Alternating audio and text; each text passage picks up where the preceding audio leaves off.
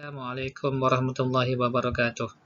Hai anak-anak murid satu jujur dan satu ikhlas.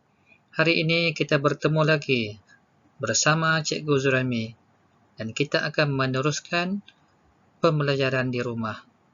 Tajuk kita pada hari ini ialah kata hubung. Tentu anak-anak pernah dengar perkataan kata hubung.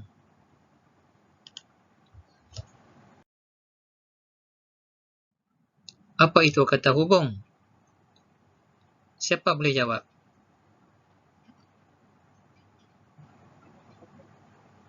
Kata hubung ialah kata yang digunakan untuk menggabungkan ayat.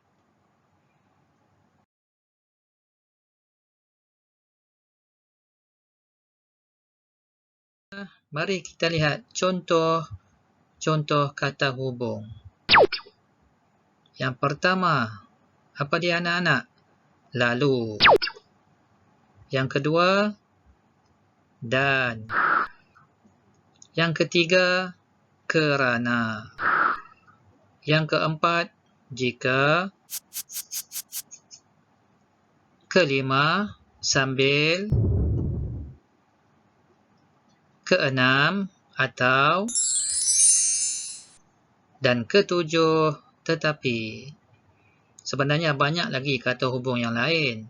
Tapi hari ini kita belajar yang 6 atau yang 7 ini sahaja ya.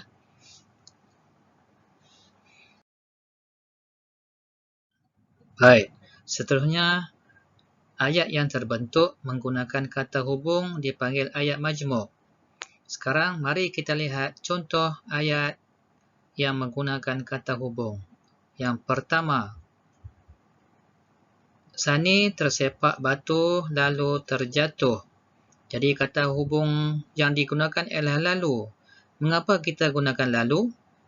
Lalu digunakan untuk menggabungkan dua perbuatan ataupun dua perkara yang dilakukan ataupun terjadi secara berturut-turut.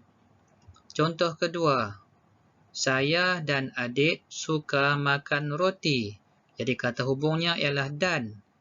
Dan digunakan kerana menggabungkan dua unsur yang setara ataupun dua dan lebih unsur yang setara.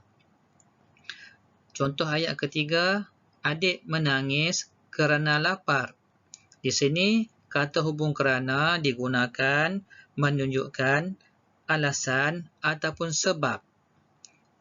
Contoh ayat keempat, Ani berpayung jika hari hujan. Kata hubungnya jika.